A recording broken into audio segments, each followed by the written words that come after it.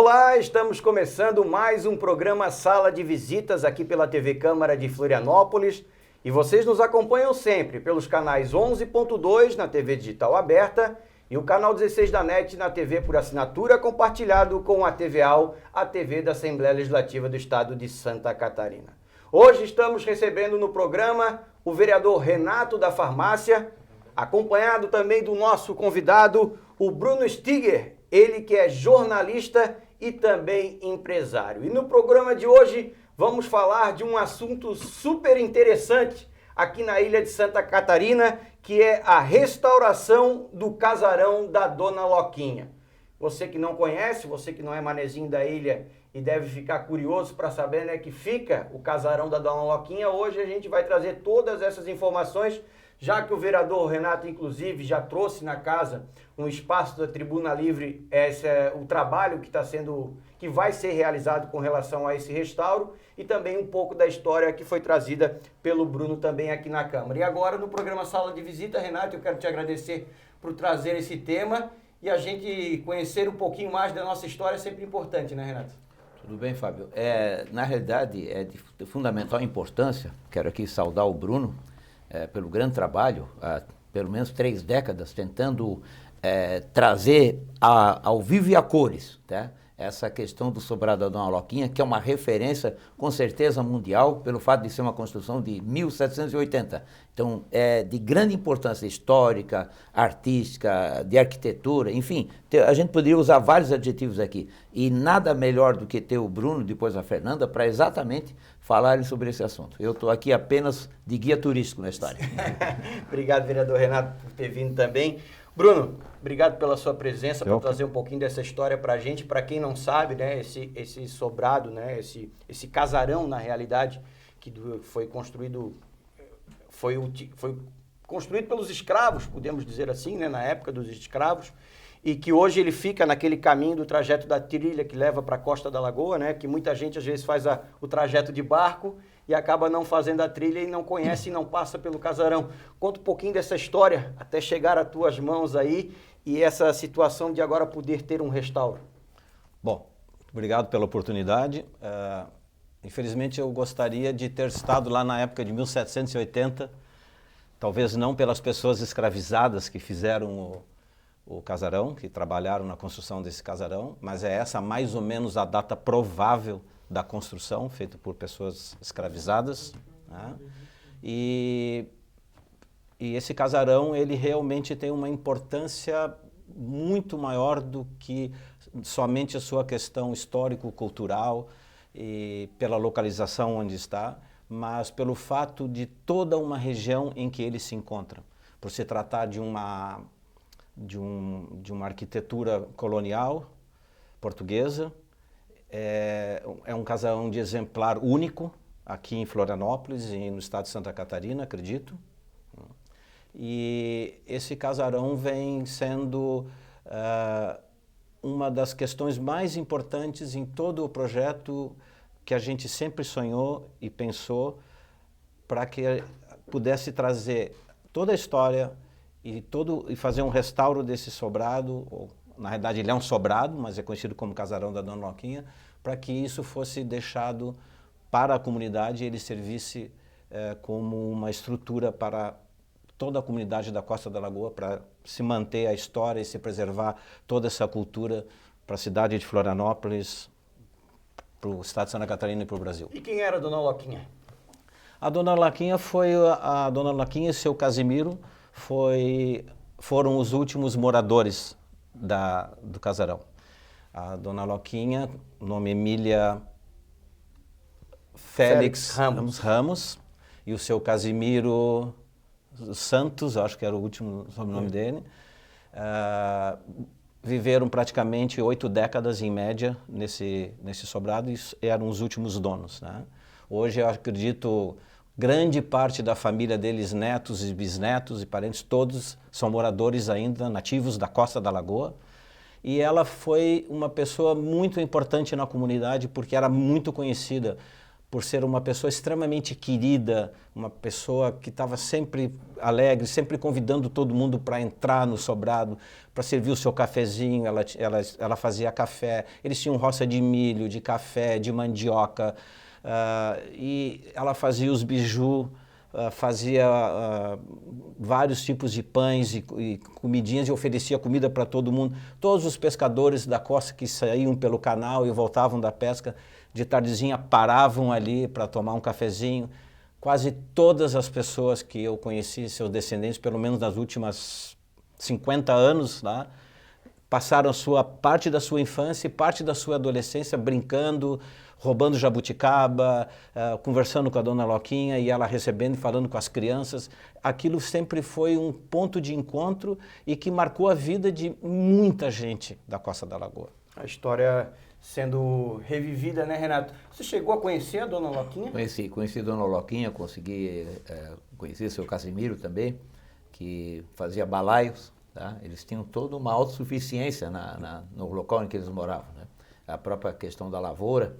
E, como diz o Bruno, né, era um casal assim, muito bem relacionado e eles têm parentes aí em todo o litoral ali da região, tá? Todo lugar tem alguém da família deles que conhece e fala com um, com o outro. Ah, minha mãe é prima, minha irmã é sobrinha, e assim a coisa foi. Então é um casal de grande importância. Eu até diria o seguinte, né, Bruno? A motivação desse casarão, com toda a sua história, ele é decorado pelo casal. É aquilo que a gente diz, né? A conjugação do casal com o casarão faz uma grande história para a região. Então, o Renato, até para a gente entender, quando a gente entra nessa trilha, né, que entra ali para ir para a Costa da Lagoa, ele fica mais ou menos em que altura da trilha? Tu chega a passar por ele ou ele está cercado por alguma coisa ali? Não, ali tem um casarão e tem o engenho de farinha. Então você passa por caminhando vai passar por ele. Me parece que é o ponto 7, né, Bruno?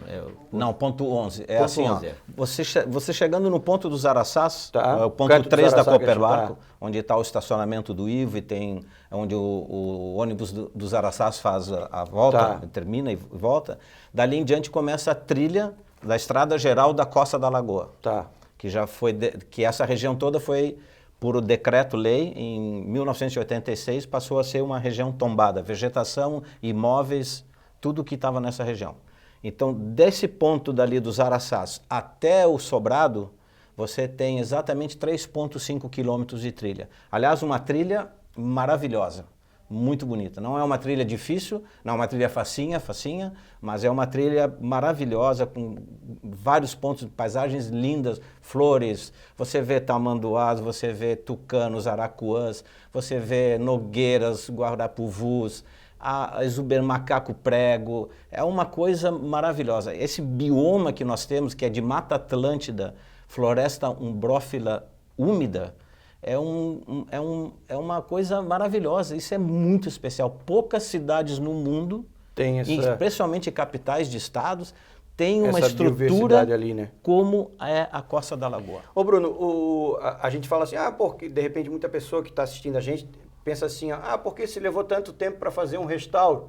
Na realidade, tu já tinhas interesse em fazer esse restauro há um bom tempo, tu tentasse algumas parcerias, tentasse até passar para a prefeitura, é isso? Como é que foi? Sim. É assim, eu vou só resumir um pouco da história. Em 1992, esse sobrado foi comprado por um amigo meu, que é um biólogo alemão, especialista em preservação. Ele é um engenheiro de pesca. Hoje ele é diretor do laboratório de pesca da Unicinos, de São Leopoldo, e professor de biologia na Faculdade de Unicinos. Ele foi diretor do maior lago do mundo, da Europa, desculpe, o Lago de Constância, onde ele construiu todas as escadarias para recuperar as trutas. Então ele é um especialista nisso. Sempre foi o objetivo dele encontrar uma área no mundo para poder preservar, porque você sabe, falam muito mal do Brasil em termos de preservação no mundo, mas a Europa hoje tem 3,7% de florestas nativas. Os Estados Unidos deve estar por isso mesmo. Então, talvez no mundo hoje como país, o Brasil é um dos países que tem uma maior cobertura vegetal ainda. Ainda. Mas a gente vai num caminho certo para poder tentar manter isso. Então, é lógico que um biólogo que ele chegou aqui, ele ficou impressionado com isso. E na época, ele comprou junto com outros 5 biólogos alemães. Esses outros biólogos estavam trabalhando em vários biomas pelo mundo, tentando preservação também, fazendo sempre preservação. E em 1998 eles decidiram continuar lá onde estavam, e não queriam mais vir para o Brasil. Então ele me perguntou se eu queria comprar uma parte disso, então a mulher dele na época comprou uma parte, e eu comprei outra parte de outros alemães biólogos. E daí em diante eu comecei a descobrir, porque ele como alemão não tinha nem falava direito português, não sabia, até as pessoas nas costas, algumas pessoas, a maioria talvez nem sabia que eram tombados. Aí eu descobri que era área de preservação permanente, que era área de preservação cultural, que era tombado na época com ala 3 também, hoje é ala 5, vegetação tombada, e aí eu de uma certa forma me apavorei, porque isso tem toda uma legislação específica e nós sempre procuramos ser corretos em tudo. E aí eu comecei a levantar tudo isso atrás, e agora são 30 anos praticamente de luta, né? Eu fui a várias fundações no Brasil, falei com vários órgãos públicos, eu tive 5 vezes em Brasília, São Paulo, Porto Alegre, Curitiba, falando com empresários, amigos, todo mundo interessado, órgãos interessados, todo mundo, promessas, 1000 promessas e infelizmente, ativamente não Mas agora não deu chegou nada. a hora de... Agora chegou a hora que nós tivemos a sorte de encontrar um grupo de pessoas, liderado pela Tombô, que depois a Fernanda vai contar pra gente, vai contar para vocês o projeto que eles criaram para a gente realmente restaurar isso. Nós encontramos através deles agora o melhor caminho que a gente já teve na mão para concretizar esse sonho de entregar esse casarão para a comunidade. Renato, tu como empresário, morador daquela região, como é que tu vê a importância desse restauro e o que vai agregar também para aquela região, para os moradores, para a lembrança dos moradores e também para aqueles que forem visitar lá em... Eu uso uma frase, Fábio, que se nós não conseguirmos preservar o que passou, a história, nós não vamos conseguir cuidar dos erros do futuro. Por exemplo, essa preservação do casarão que está custando a ser feita, nós temos que cuidar de outras situações que estão acontecendo na cidade, desde já. Nós não podemos deixar chegar no ponto que chegou o casarão, onde um setor privado teve que se dedicar de forma extrema, com problemas, entende? Até chegar no ponto de dar o início dessa preservação, desse restauro. Então, o poder público, ele deveria, sim, ter um pouco mais de estrutura, de visão, de respeito e de compromisso com a história da cidade. E isso não acontece. Tanto é que eu descobri, no meio da história toda, que o nosso casarão da Lagoa também não é tombado. Entende? Então, tem umas coisas aí que a cidade ela tem falhas, porque nós não conseguimos ver na administração pública, e não é só dessa administração, de outras mais, há pouco cuidado com a preservação. Quantos prédios nós tivemos aí tombados no final de semana, botaram fogo, queimaram, cimento para acabar, para que não se proteja isso, com conivência do poder público. Então, porque não há, por exemplo, nenhuma pena para quem faz isso. Então, isso que eu digo que a gente... Ao olhar o casarão da Dona Loquinha, que a gente vê empresário, iniciativa privada tomar conta, e tomaram muita porta na cara, eu sou testemunha disso, que eu venho acompanhando o Bruno nessa história toda, ele veio várias vezes aos órgãos do município, resultado zero sempre. Tá? Então, isso é o que falta na prefeitura. O casarão da Dona Loquinha dá um exemplo de quanto a prefeitura ela não cuida da nossa história. Isso passa também, quem sabe, por um fortalecimento do IPUF? Sem dúvida, né? Sem dúvida, do IPUF é o primeiro local que deveria ter um outro tipo de trabalho com relação a essa preservação. Tá? Eu até vou ilustrar numa outra situação, eu queria um espaço para colocar um quadro do Rodrigo de Aro, enquanto ele era vivo ainda. A dificuldade foi tão grande que ele morreu e ainda não conseguiu. E não conseguiu se colocar. Bruno, a expectativa dessa obra, desse restauro, quanto tempo ele deve demorar para ficar pronto? E também, a partir do momento que ele for inaugurado, como é que vai ser o funcionamento, uma visitação? Ele vai ser uma coisa paga, uma coisa da população? Como é que é? Bom, a questão é o seguinte, nesse momento, através da Tombô Viagem, foi conseguido uma verba de restauro para obras emergenciais. Nós não temos ainda o dinheiro para restaurar o sobrado. Entendi. Fizemos agora, a Tombô conseguiu captar um valor para segurar o sobrado para ele não se deteriorar mais e para ele não cair para as condições que ele se encontra.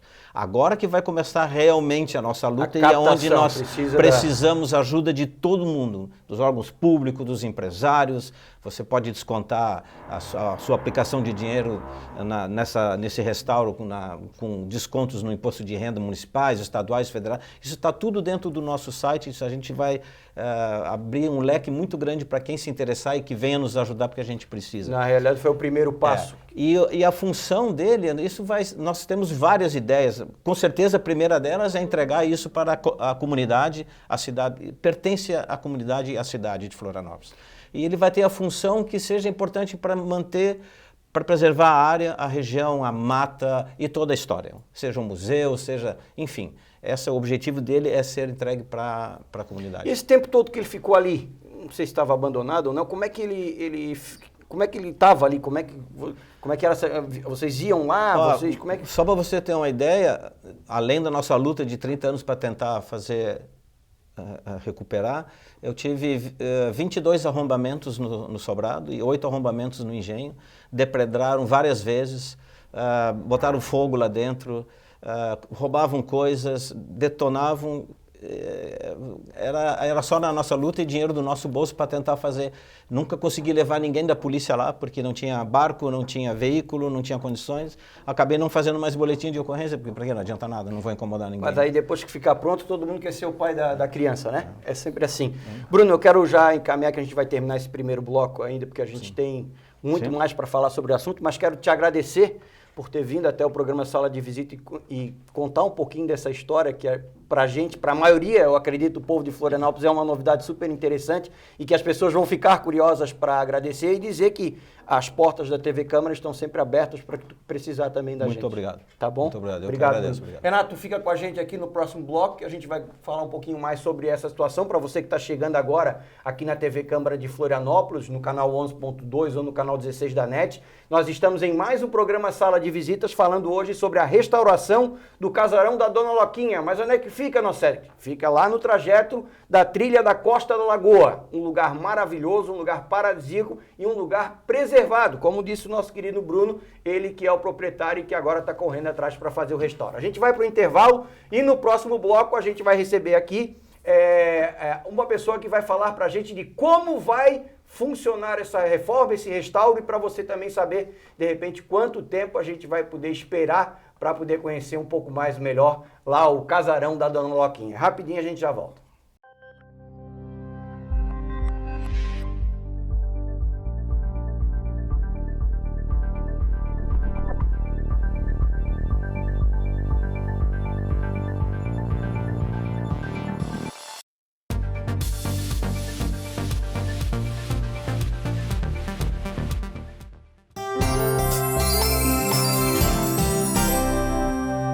Você que mora em Florianópolis com certeza já se atrasou para algum compromisso porque ficou preso no trânsito. Esses problemas de mobilidade afetam a todos, quem quer trabalhar, quem quer estudar e até mesmo quem visita a capital. Mas você sabe por que isso acontece e como que a gente consegue reverter esse quadro? Atualmente, Florianópolis possui poucas centralidades, ou seja, poucos locais que concentram bens e serviços como empregos e comércio. Um exemplo disso é o conhecido centro da cidade ou o Estreito. Esses locais cresceram, puderam se desenvolver e com isso mais infraestrutura foi implantada. A cidade hoje possui uma parte da população espalhada, onde infraestruturas de praças, parques, mobilidade, entre outras, não conseguem chegar. Isso torna os bairros incompletos e faz com que os moradores se desloquem para outros bairros procurando esses serviços. Não seria bom se as pessoas conseguissem ir para o trabalho realizando deslocamentos mais curtos? E que tal se elas pudessem resolver as suas coisas sem sair de perto de casa, com estrutura nos seus próprios bairros?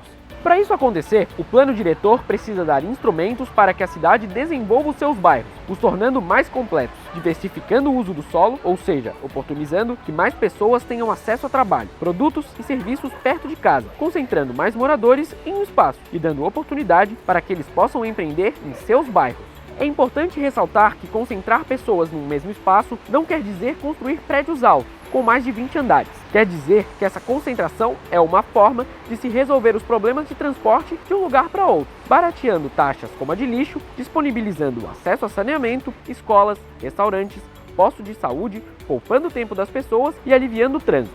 Ainda, como se está possibilitando usar um espaço menor para mais pessoas, a oferta de habitação aumenta, viabilizando a flexibilização dos preços.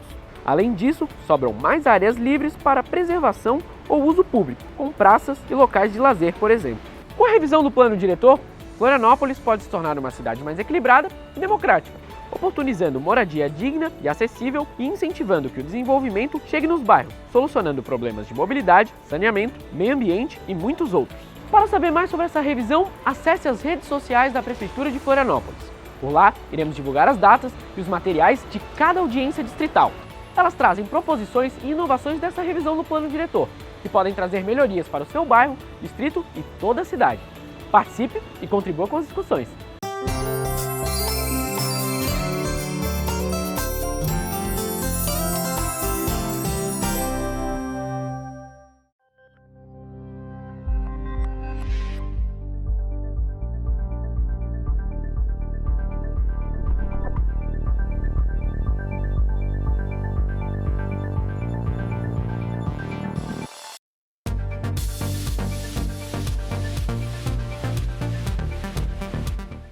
Estamos de volta com o programa Sala de Visitas aqui na TV Câmara de Florianópolis, pelos canais 11.2 na TV Digital Aberta e o canal 16 da NET na TV por assinatura compartilhado com a TVAL, a TV da Assembleia Legislativa do Estado de Santa Catarina. No primeiro bloco do programa, nesse assunto super interessante que é a restauração do casarão da Dona Loquinha, a gente esteve aqui conversando com o vereador Renato da Farmácia, que é morador e também empresário da região e não deixa de ser também um representante da Câmara Legislativa lá naquela região. E no primeiro bloco a gente conversou com o Bruno, que é um dos proprietários de lá e que está batalhando há muito tempo para fazer o restauro do casarão da Dona Loquinha. E agora, nesse segundo bloco, eu estou recebendo a Fernanda do Canto, ela que é designer e também museóloga e que está com a incumbência de dar esse primeiro passo desse restauro que é tão importante. Eu conversei, Fernanda, no primeiro bloco com o Bruno e a gente falou dessa, mais ou menos, 1780, onde os escravos construíram esse casarão. Mas a história daquela região, ela é muito anterior a isso, né? Com certeza. Como o Bruno falou, existe um patrimônio ali muito maior do que o histórico e cultural, né, que passa pelo social hoje da comunidade da Costa, mas também tem um patrimônio muito anterior que é arqueológico, né, que remonta o uso e ocupação do solo de 3.000 anos antes de Cristo e que merece ser também pesquisado e mais explorado durante o nosso processo de... Porque ali é uma terra onde os índios já tomavam conta e também vários outros viajantes passaram por ali. A partir de 1503 já tem relatos de alguns navegadores que passaram pela região, Sebastião Caboto e Álvares Nunes Cabeça de Vaca, são entre eles, muito famosos, e que tem alguns relatos de passar pela área. Então ali já se tinha essa construção bem antes de se pensar em construir o casarão, já se conhecia aquela região. Sim. Deixa eu até perguntar para ti, Fernanda, como é que chegou para ti essa história do casarão da Dona Loquinha? Como é que foi parar na tua mão? Foi uma feliz coincidência de vários fatores. Eu sou museóloga, formada pela UFSC, e lá eu encontrei, estudei junto com a Sônia Melim, que é moradora da Costa, também arquiteta e que fez museologia. Ela desenvolveu no trabalho de conclusão de curso dela uma pesquisa que evidenciava o casarão da Dona Loquinha como um patrimônio da comunidade. E a partir dali, ela e a Suzana de Souza, que também é arquiteta, propuseram um projeto para a restauração desse casarão. Me convidaram, eu tenho uma empresa chamada Tombou Produções Museológicas, e nós passamos a desenvolver esse projeto em parceria e também em contato com os proprietários, né, o Bruno, o Uve e a Silvia. E como é que foi o primeiro impacto quando vocês chegaram lá e viram o casarão e viram a possibilidade de se fazer esse restauro? Como é que foi essa sensação assim? Eu já conheci o casarão de antes, né, e chegar lá é sempre um reencontro com o espírito do lugar. A gente costuma... Quem passa por lá sempre tem uma boa história para lembrar e quem vive um pouco lá dentro, como nós estamos agora, né, nesse processo, também percebe que o espírito do lugar está vivo lá dentro. De alguma forma, as coisas se conservaram e é isso que a gente está tentando preservar também. Para além do patrimônio material, algo do imaterial, que está também conectado com a natureza, do espaço, tem muita relação. A gente ganhou, né, fomos contemplados pelo edital Elizabeth Anderle, 2021, para fazer uma primeira ação emergencial que visa levantar o dossiê, né, fazer o diagnóstico de conservação do casarão e também um produto audiovisual contando toda essa história até o momento. Mas seguimos em campanha para seguir com a restauração. Esse projeto vai até setembro. Nós temos uma rede social que é Vivo Sobrado, no Instagram e no Facebook. E lá a gente está divulgando melhor o calendário das nossas ações e também a continuidade delas. Esse edital, ele foi municipal? Ele é estadual. Ele é estadual, né?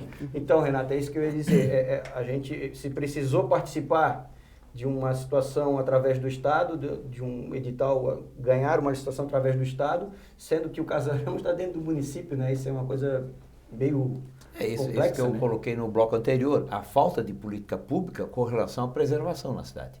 Eu, inclusive, para complementar o que a Fernanda falou da vinda dos portugueses, na Lagoa a gente tem marcas onde os espanhóis passaram na mesma época. Bem à frente ao shopping ali existe uma área onde é que a gente tem uma marca histórica da visita dos espanhóis, que eles falam na Lagoa da Conceição, não da Conceição, mas na Lagoa Grande e na Lagoa do Peri.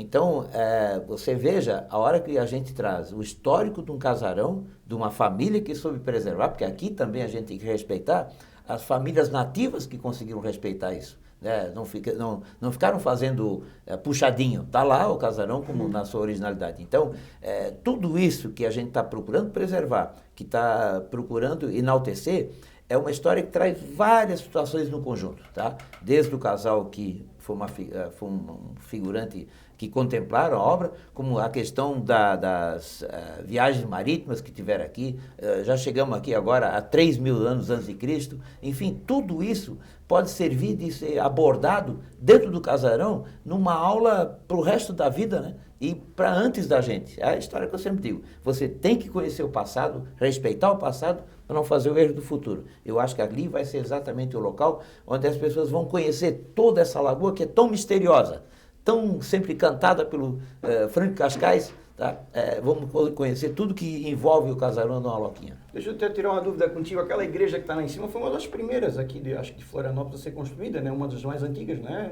Mas ela veio, me parece que depois do casarão. Agora eu não tenho nada certo. Eu sei que o distrito foi fundado em 1750. 30 anos, mais ou menos 30 anos depois, foi construído o casarão.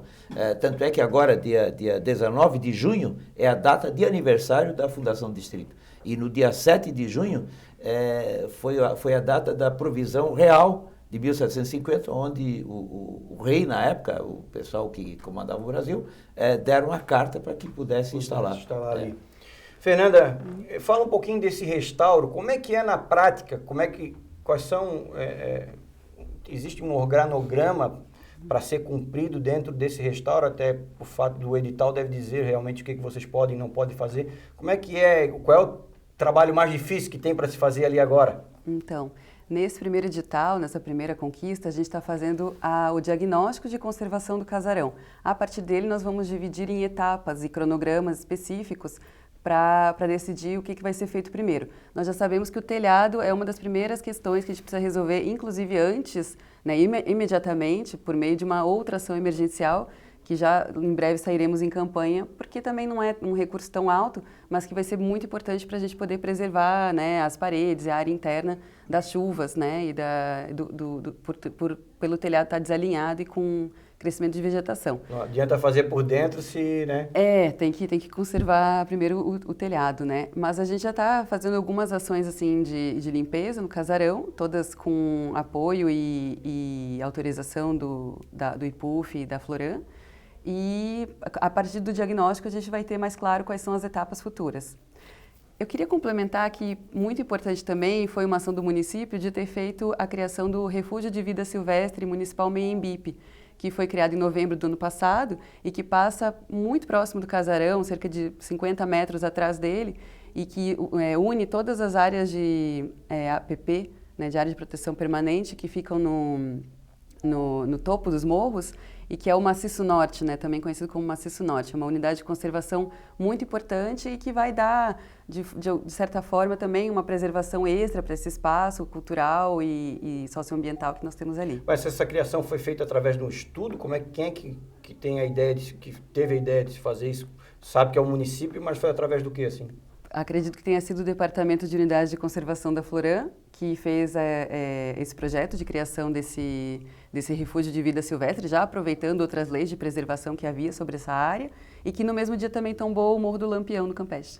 Outra coisa, Fernanda, a gente passa, né, Renato, por alguns casarões aqui na ilha de Santa Catarina, e a gente costuma dizer, aquele casarão ali é tombado, aquele ali é tombado. O que é um tomba? O que passa a ser um tombamento? O que pode, o que não pode? O que diferencia um prédio tombado de outro que não é tombado, por exemplo? A esperança. Eu diria que é a esperança em manter o patrimônio em pé nesse município. Um casarão, uma edificação, quando é tombada, ela é reconhecido o seu valor histórico-cultural. Basicamente é isso. Então, existem tombamentos P1 e P2, né? Eles podem ser tombados só a fachada ou fachada interior. E eu aproveito para dizer que, na verdade, aqui em Florianópolis nós temos um grande conjunto de patrimônios neocoloniais, chamados assim, edificações até a década de 50, 60, que são belíssimos exemplares desse momento histórico e que precisam mesmo de um olhar também. Para além desses casarões históricos, que deveriam todos ser tombados, também a gente tem um bom grupo de casarões do nosso século, do século XX, que também estão se perdendo por falta de visão, né? Basicamente. Nesse caso que a Fernanda fala, a falta de visão passa também pelo poder público, e a gente tem notado também, Renato, que a maioria dos casarões tombados, aqueles que foram reformados, que tiveram uma parceria da iniciativa privada, por exemplo, não tiveram a participação do poder público, né? E cai naquilo que tu falou, que o fortalecimento de órgãos como o IPUF, como a Floram, que ela falou agora, que fez esse trabalho de conservação. Eu acho que passa por isso também a prefeitura ter um outro olhar, não esperar que a iniciativa privada seja responsável por aquilo, né? Inclusive, eu vou ver qual é a experiência que nós vamos ter com isso, que eu vou iniciar um trabalho para fazer o tombamento do casarão da Lagoa. Porque qual é a minha preocupação? Hoje nós somos muito apegados a isso. Mas daqui a pouco vem alguém com aqueles projetos mirabolantes de ponte e daqui a pouco vão achar que a ponte é melhor do que ter o casarão. Então, eu tenho preocupação com relação a isso. Então, eu vou ver o que é que nós vamos enfrentar no chão, o trabalho para fazer esse tombamento. E, com certeza, eu vou procurar a Fernanda. A Fernanda já tem um olhar sobre isso bastante eloquente, então isso aí, com certeza, nós vamos trabalhar juntos. Vou puxar o Bruno também, que tem experiência de 30 anos nessa briga. Eu acho que, no conjunto, a gente vai fazer algum trabalho que a gente pode deixar para os nossos, né, Bruno? Aquilo ali, alguém cuidou. É tão bonito ver isso, quando alguém cuida daquilo que é o passado e representa a história da cidade. O Fábio, quando a gente conversa com a Fernanda e com o Bruno, a gente se encanta da forma como eles têm o olhar pela preservação. Não, e o brilho nos olhos quando fala, né? Então, isso é muito importante para a história da cidade. Então, olha, quanto tempo levou para recuperar a nossa ponte e quanta gente dizia, derruba essa ponte porque só custa dinheiro. Entende? Eu cansei de ouvir falar isso, gente que não tem amor à terra. Então, a gente precisa, nós hoje aqui na ilha, nós temos apenas talvez 1/3 de pessoas que realmente nasceram aqui. E muita gente de fora. Então, é aquela história, você não se preocupa com a casa da Dona Loquinha, nem com o casarão da Lagoa, e acha que a ponte tem que derrubar, aí começa a fazer brincadeira em outubro do Halloween. Entende? Então, nós temos que fazer a outra volta. Nós temos que preservar o que é nosso e engrandecer, principalmente, a história e a edificação. Né? E eu estava falando do negócio do brilho dos olhos, até para a gente tornar um pouquinho mais engraçado. Bom, o Renato tem os olhos claros, eu tenho os olhos claros, né? Aí eu pensei assim, a gente vai arrombar na entrevista, mas aí a Fernanda vem com o olho verde, com a blusa verde, puxa do coisa, deixou eu e o Renato no chinelo, não deu nem pra gente poder falar disso. Ô, Fábio, aqui a barba branca já parece mais que os olhos. Já acabou a época dos olhos verdes. Pra gente descontrair um pouquinho. Fernanda, quanto tempo tu tem de carreira? De profissão? A Tombou fez 10 anos esse ano. Como museóloga, estou formada há 2 anos e a Tombou atua nessa área, então, né, oficialmente há 2 anos, com registro no COREM, que é o Conselho Regional de Museologia, mas a nossa atuação como educação ambiental e patrimonial é desde 2015 e a empresa, como antes, como design gráfico e comunicação desde 2012. Além do casarão da Dona Loquinha, aqui em Florianópolis, tu tem a participação em mais algum restauro, assim? Não, embora nós nos chamemos Tombô, nosso primeiro tombamento, nosso pedido de tombamento estadual foi feito essa semana, né?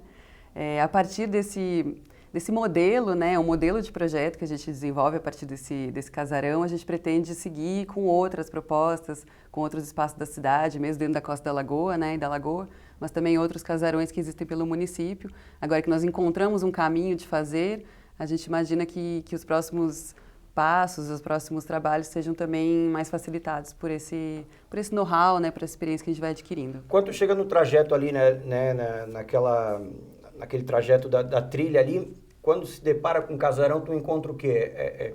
É só uma casa antiga, tem um terreno, o que mais tem naquela... Bom, tem o Caminho da Costa, né, que já é especial por si, e à esquerda está o casarão, com suas 3 portas enormes, viradas para a rua, um armazém, né, que havia no subsolo ali, no sótão.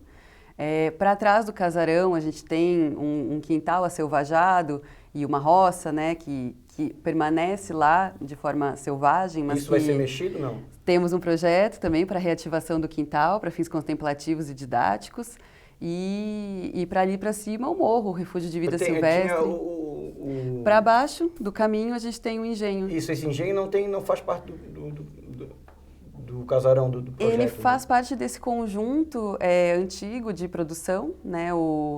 Atrás do casarão há uma eira bastante grande de secagem de grãos, o casarão fazia essa intermediação de comercialização e estoque, e o engenho fazia a produção de farinha já com comercialização para a lagoa. Mas não entra no edital, né?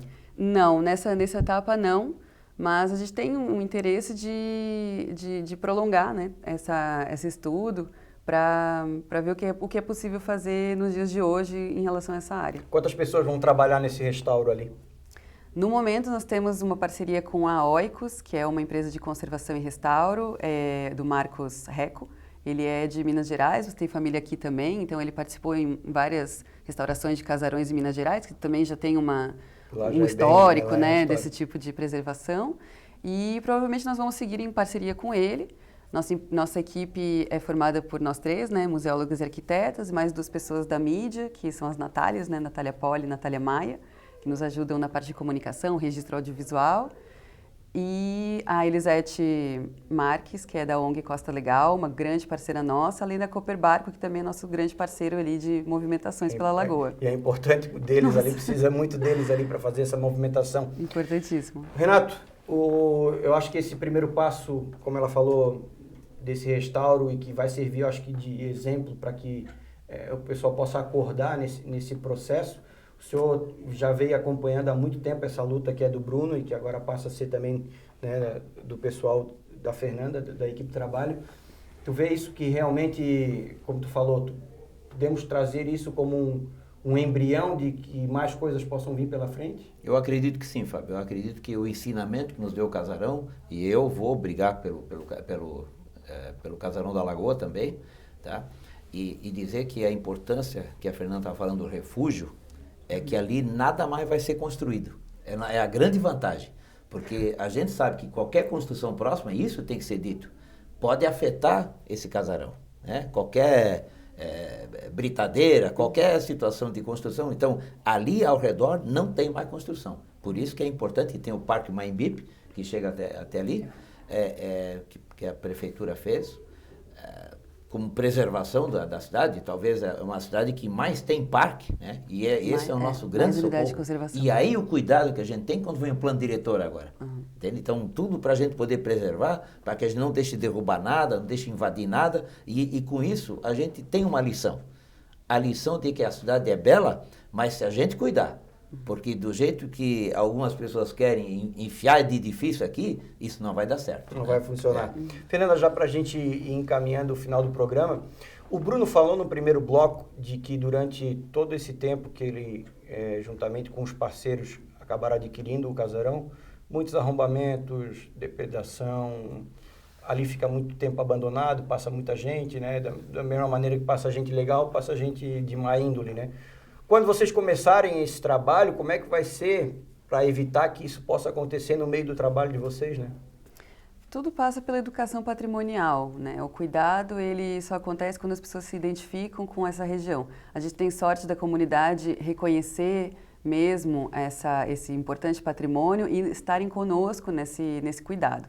Então, a gente já iniciou os trabalhos, né? A gente começamos em março, vamos até setembro, dentro desse primeiro edital, e a gente, no momento, instalou uma rede de proteção, que na verdade foi feita com redes de pesca industrial reutilizada, um empréstimo da Nara Guichon, que é uma artista têxtil maravilhosa que trabalha com essas redes, né?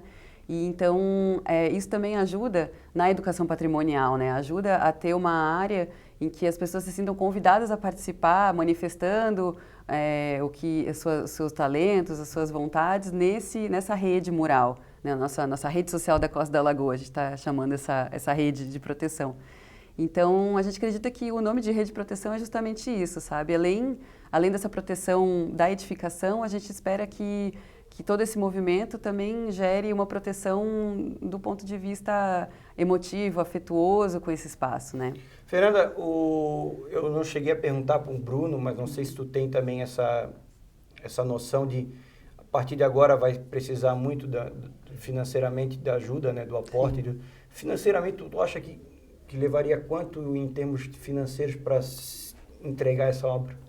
Essa resposta a gente só vai ter depois do dossiê, porque junto com o diagnóstico, a gente vai ter também o projeto de restauração, feito pelo Marcos, né, da Oikos e minhas colegas arquitetas. Então, a partir daí, a gente vai ter bem claro quanto que vai custar a obra.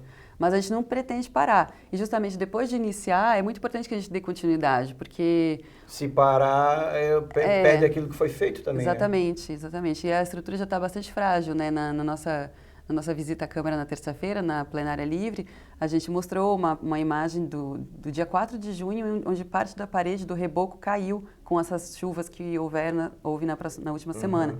Então, é muito importante que a gente dê continuidade ao trabalho de forma muito rápida mesmo.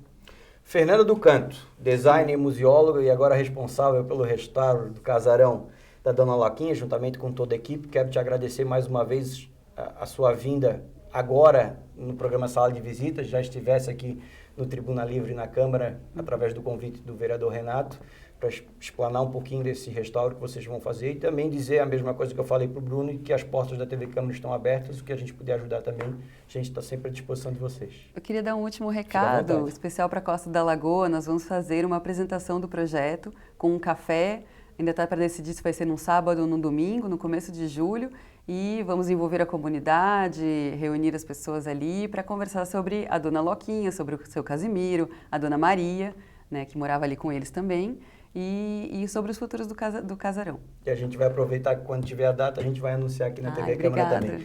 Obrigado, Fernanda do Canto. Quero agradecer também o Bruno, que esteve aqui no primeiro bloco, e, claro, o vereador Renato da Farmácia, ele que trouxe esse tema para casa já faz algumas semanas e utilizou o espaço da Tribuna Livre para que os vereadores e para que as pessoas pudessem pelo menos conhecer um pouco agora desse trabalho, desse restauro.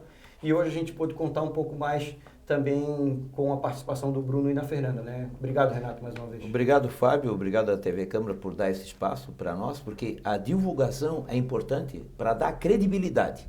A gente, quando acredita em alguma coisa, é porque já ouviu falar. E essa é a nossa função. Nós temos que mostrar para a cidade que eles vão ouvir falar nesse projeto, para que tenha continuidade. E eu quero aqui exaltar meus parabéns à luta do Bruno, à Fernanda do Canto e toda a sua equipe maravilhosa, que estão realmente empenhadas nesse trabalho. E tenho certeza absoluta que vai ter sucesso. E quando sair o tombamento do Casarão da Lagoa, tu vai Nós vamos trazer de volta o pessoal para fazer o tombamento. Fechou. Tá? Obrigado, vereador Renato. Obrigado, Fernanda. Obrigado também ao Bruno que esteve no primeiro bloco. E, claro, agradecer a audiência de vocês que estiveram com a gente em mais um programa Sala de Visitas. E hoje a gente falou sobre a restauração do Casarão da Dona Loquinha. Para você que não sabe, no trajeto da trilha da Costa da Lagoa, um trajeto maravilhoso.